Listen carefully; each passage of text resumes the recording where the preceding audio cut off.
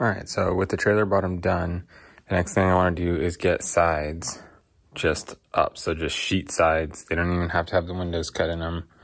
But I want the profile and the sides kind of up on it. And then I'll decide if I want to cut the door out flat or vertical in the windows. But so sides is next. Sides are going to come down to the trailer top right here. So this is 4 feet wide. So with 1/2 inch plywood, it's going to end up being 4 feet 1 inch wide. So it'll be 1/2 inch closer to the wheel there, which I think is fine. And then it'll be 4 feet tall. And the shape I came up with. So this is the side. This is the front of the trailer right here. So you can see that this is about a 4x8 sheet, and then the front of it is going to stick out in front of the trailer a little bit. So this is kind of where your head would be. If this is a 4x8 sheet, I need this extra front piece to be added on to that sheet. So that's like the first thing I want to cut, so that we could attach it with pocket screws to this 4x8 sheet. And then over here, if you see these letters A, B, C, D, E, F, those are the front and top and rear panels of the trailer. So I have them measured out on the 4x8 sheets so that I know how much. So this is going to take up 2 sheets to do the front and top and back of the trailer, and then 2 more sheets, 1 for each side. And then the fronts that we're adding on are going to be in the end of this sheet. So I know that I can do the entire trailer skins out of 4 sheets of plywood. If I make a mistake, I gotta buy a 5th sheet. There's just no room for error here. I still might be off a little bit just due to edges and angles and stuff. So I don't really know. I think I can fit them in 4 sheets. Anyways, these front little sections have to come out of this just small end piece of this sheet. So that's what I'm gonna do. So basically I just plot the points of that thing out in CAD, and I'll draw it out on the real sheet. And then I'll cut the whole thing off and just trim those out so that they can be added to the full sheet that we will then cut down to our final size. Anyways, hopefully that wasn't too confusing, but I'm gonna go cut these out. We're using the 1/2 inch maple. I feel like I've been trying to work all day and I just keep getting interrupted. And so it's 5 p.m. now and I've drawn 2 triangles essentially. But from the computer to the actual wood, these are the triangles. Got these 2 cut out. I realized after I cut the first one out that the second one I needed to flip over in order to keep the good side of the wood on the proper side. So I had to flip it over, redraw everything. Now we have 2 mirrored pieces that will be the fronts of the plywood sheets for the walls. Yeah, the wood's splitting up more than I'd like it to, but I don't really know what to do about that at this point. So now I just need to clean up, and I can work on figuring out pocket holes. And I've never done pocket screws before, so this will be a first for me. All right, that's pretty cool. That's the first time I've used pocket screws on anything. This is 1/2 inch. It's the smallest you can do with this particular pocket screw kit, which is the cheapest Kreg kit you can get, the R3. So I also had to buy their specific 1-inch screws. I think that's the shortest ones they sell. I was doing a bunch of test ones. This edge isn't quite flush, so I just need to work on how we clamp it, make sure that it's clamped well. The head of the screw actually is proud of the surface of the wood here, which as long as I do all the pocket screws on the inside, it's not going to matter. But I think they have different screws that you could get that would be a smaller head on them. It comes out right in the center there, as long as you set the jig correctly. And then the actual tip of the screw ends up almost flush with the surface, but not quite. And you can see on the other side that none of them came out. None of the surface isn't bulging anywhere. The plywood didn't split enough for me to even notice anywhere. So super happy with how those are. Now we can go do the full sheets. All right, so I did all the pocket holes. Basically just did every 3 inches or so. This is gonna get cut off here for the top of the trailer. That's just the line it's gonna get cut on, so I didn't put any up there. Also, it's too thin here to put any anyway. So now basically just need to glue it. You know, one thing I did want to talk about on here, I tried my best to get the ends of the boards nice and straight, but if we put them together, you can see there's a gap here, kind of gets close, and another gap. So if you push this this way, there's a big gap at that end. I think that when I put screws in there, it's gonna pull it tight, but I guess the point I'm trying to make is just that, like, I generally try to build stuff to the highest quality I can. And this part was a little bit frustrating because I couldn't get to where I wanted to get, but I just have to tell myself that it doesn't have to be 100% perfect, and it's going to work and it's going to look fine after. But this is what I could do with the tools I had. And if you do know a way that with the tools I have that I could get a flatter line on here, definitely let me know. But this is what it's going to be. All right, that did not go as planned. This is the outside, so the pocket screws are on the inside. When I did my test piece, it came out really nice. I don't have the other end, but this was it. And, you know, it worked good. This time, it didn't stay flush, and the screws popped out the back. 1, 2, 3, 4, 5. And then this seam is not flush, which I thought was gonna be okay, but with these screws popping out, it's definitely not okay. Coming all the way out there. So I think I have to take it off and probably make a whole nother piece and figure out what happened. That sucks. So after this glue up didn't really go as planned, I didn't actually touch the project for a couple of months.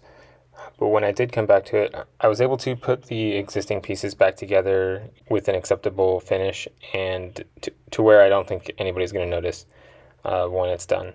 After that, I was able to cut the sheets out to the correct profile of the trailer, although I didn't record that. But I did cut those sheets out and according to the trailer profile that I had made in CAD. Okay, I've drawn out the hole for the door.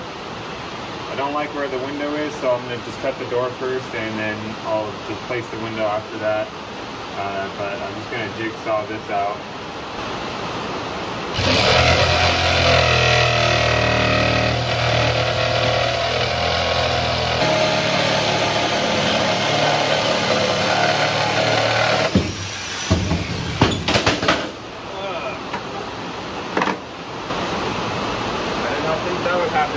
This window sitting in the other side, and then when this thing dropped down, it knocked the window onto the floor, and it didn't break. It also didn't hit the truck. That's nice. Got lucky.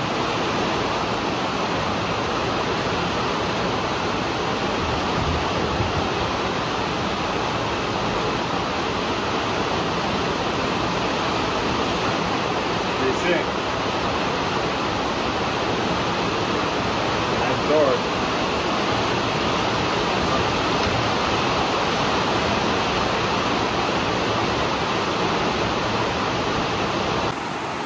Alright, I'm getting ready to cut the window hole. So we cut the door hole, and then I marked the top of the door edge right there. So visually, that's where your eye will see the top of the door. The door, that's the front of the trailer over here, and the door opens this way, because the price was right. And so the window, I kind of wanted the top edge to line up right with the top edge of the door. So I just got the old siding off the trailer and clamped it here, clamped it there so I can set the window up there, measured to get this distance correct. And then I'll just mark the back of it right in there.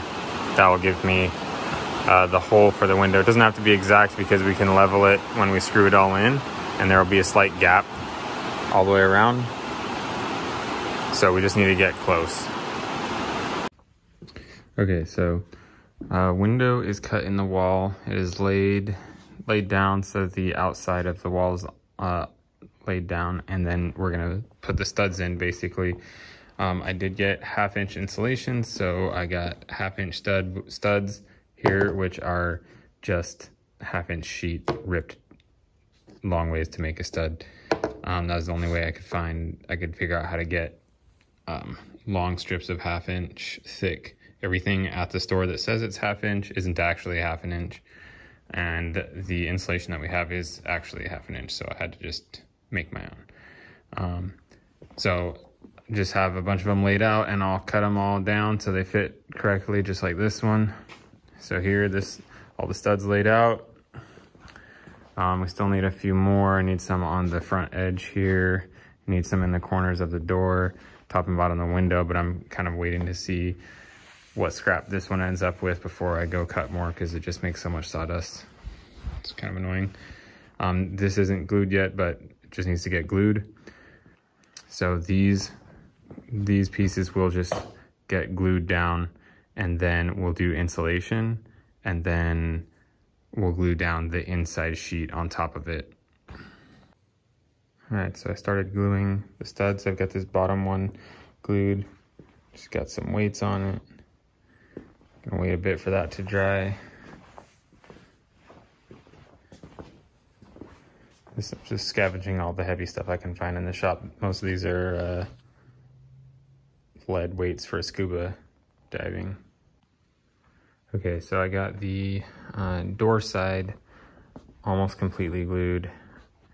I used every clamp I could find, every weight, everything heavy I could find around within reasonable reach. And it's all gonna dry tonight. And then I've got to do the other wall tomorrow probably. The one thing I haven't done yet is this front section. I still need to cut some pieces that are gonna go there, and there'll be like a sliver of insulation right there. But that should do it. This is the inside of the wall, so all that's gonna get insulation. And then this little lip right here, this edge down, that lip is what's going to get screws through it into the bottom of the trailer, into the floor. All right, so here is the driver's side, street side wall. Pretty much all glued, all studs are glued in. I added one stud there. So the inner skin is one of the edges is gonna be there. A seam is gonna be right there. So we added one stud there so it could glue on that seam. And then I added a stud right here. You can't really see it because it's being glued on right now, but for the seams of the inner skin. The passenger side here, or curb side with the door, it's all done, all glued in. You can see we added the studs on the front edge. And so we'll have one 4-foot wide sheet all the way back to, I believe it's either there or there. I think it's there. So that will be one seam right there. And the next seam will end up right there. No, my bad. There, that's the end seam. And then there'll be a little 6-inch piece right there for the inner skin. So this wall is ready for insulation right now. So we can add insulation and then skin it. This wall is 100% glued now. Once that dries, it's ready for insulation too. So I'm going to start on insulation and get this one done. I want insulation done tonight so I can skin it tomorrow, and maybe I can stand the walls tomorrow too. All right, you can see there, all insulated.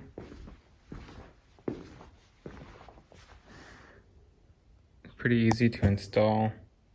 I just took that sheet of insulation and then set it over the hole that I wanted to fill, and then just push down on it to make a crease in the foil side, which is the outside, and then razor blade along that crease and snap it in half, and then razor blade the other side, just like you would drywall or something like that, just like I did on the floor insulation. So it's all fits very nice. The only thing is some places it's a little tight, like almost too much insulation. And so like, it's just barely sticking up over the wood. I mean, it goes down if you push down on it. So I'm gonna push down on it everywhere I can before we glue it. But that just means we're gonna have to have a lot of glue on it and a lot of weight in there when we glue the sheet down, so that it compresses the foam enough to get a good grip on the glue between the two pieces of wood. So that's the only thing I'm worried about, but I think it'll be fine. Okay, so these are the beadboard sheets that we're gonna use for the interior wall covering. That's what the wife wanted. but she wants the beads to be vertical. So we're gonna have to cut the whole sheet in half and then use the 2 pieces and just do one there, and then a little extra piece. Same over there. So I gotta cut those in half. All right, there's the sheets cut. This is ready to be glued. I'm going to use a lot of glue, so I put down some paper there so that the glue doesn't drip onto the table. Just gonna have to load it up, as many clamps and weights as I can. I'll be surprised if it sticks well the first time, so we'll see what happens. All right, so the first one is glued up. Once again, everything heavy I could possibly find in here. 2x4 to clamp the whole bottom edge. That was a lot of work. And I'm not that confident in how well it's gonna stick. So I was kind of thinking about it, and I realized I have a nail gun, just a cheap Harbor Freight nail gun. And so I started testing, and I found I had some 1-inch nails that would be perfect, since this stack is 1 inch plus the beadboard. So we're at like 1 1/8 inch. So we're pretty well good to go. And we got the pressure set right. And I think that's gonna work out better on this wall than clamping and nailing. I'll be able to do it a lot faster, and the nails are gonna stay in there and help with the glue. So hopefully this wall sticks well enough that it's okay to use. And if for some reason it's not sticking, I can trim it, and I think we're gonna trim it. Like, it depends on what the windows and door ends up looking on inside if I need to trim it, but it wouldn't be that hard to trim around the door and the window, and all the edges already will be trimmed just with how it's going to get installed, so that will have pressure on the edge. So if I have to, we can trim the seam, but hopefully we don't have to do that. So I'm gonna try nailing this one, see how that goes. All right, that one's all glued down and nailed. I actually think that went a lot better this time. It feels strong just how it is. It's probably strong without the glue, and the glue is just like extra. So I wish I would have done the other side like that, but you know, I learned. So when I take all this stuff off of here, I may just throw some nails in it at that time, just to be sure on that one. I think that might be a good idea. And I have enough nails to do it, so, but that's done for tonight. So tomorrow I'll take all that junk off and cut the windows and doors out again, route the edges, and then hopefully stand up the walls. That would be what I'd like to do tomorrow. All right, so the routing is all done. I still need to do those end covers, the end pieces, but those are gonna be made out of the pieces that I cut out of the door and the window. And I just wanna get the walls up right now. I don't have time to make those little parts. You can see we got 1/2 inch glued to another piece of 1/2 inch glued to this 1/4. There's Novi. Novi, what are you doing? Too dusty in here. Yeah.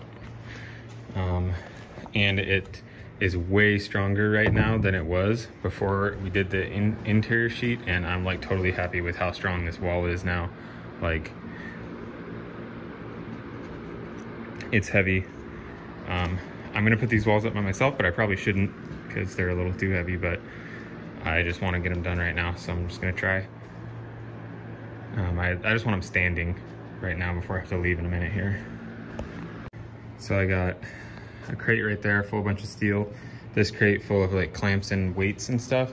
And I'm just going to lift the wall, set the wall on the edge, and then clamp the wall to the crate so it doesn't fall over.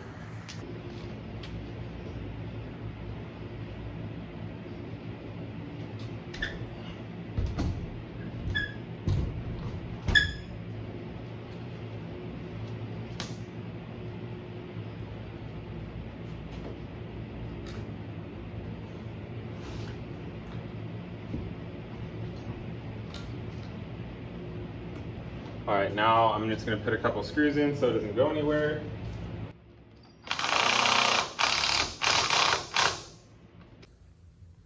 All right, that's where I wanted to get it for tonight. So I got walls are standing, windows are in, doors in, and you can like really see the size now. It's definitely skinny. It's gonna be tight for 2 people, but we already knew that. So the width from inside wall to inside wall is 46.5. So on a 4-foot trailer, we've given up 1.5 inches, and we have insulated walls, which I think is pretty good for a 4-foot trailer. Most 4-foot trailers don't have insulation in the walls. We got a 1/2 inch of insulation in, and did that by actually making the trailer slightly wider than 4 feet. So it is, I think, 4 feet and 1 inch wide, because so this floor is 4 feet wide plus a 1/2 inch plywood. That's the exterior ply outside that 4 feet, but it still fits within the tire, so it's okay. And then we came in a 1/2 inch with the stud, and then another 1/4 inch with the interior skin. Then, if you can see the door frame extends in a little bit, so we lost a little bit there, but that shouldn't be too much of a deal. And then the window, I mean, it's likely that window trim and stuff we'll put in, and that will make it slightly thicker there, but it's not gonna matter because it's not on the floor. So very close to 4 feet on the interior dimension with insulated walls.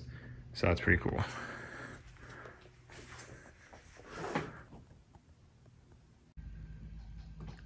All right, I just put the final little quarter panels on, and the whole shop is a mess from all the routing, all the sawdust. So I'm gonna spend a couple hours cleaning this entire thing out.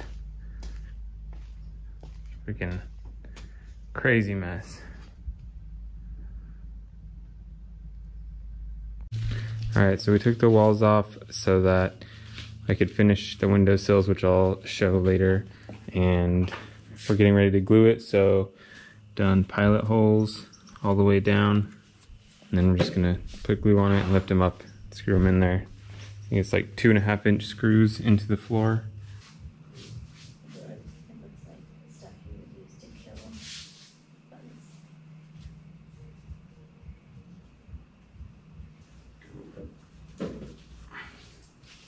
Watch out for this hammer.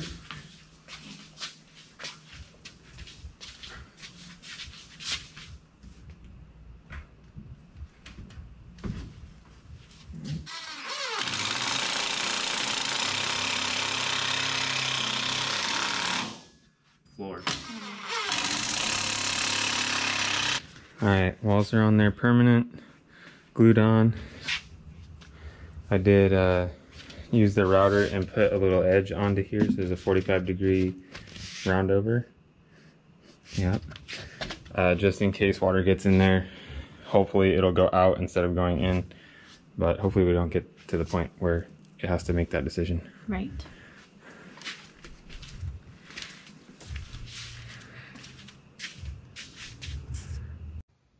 So there's the walls all done. I have been working on the structure between the walls, but that'll be the next video.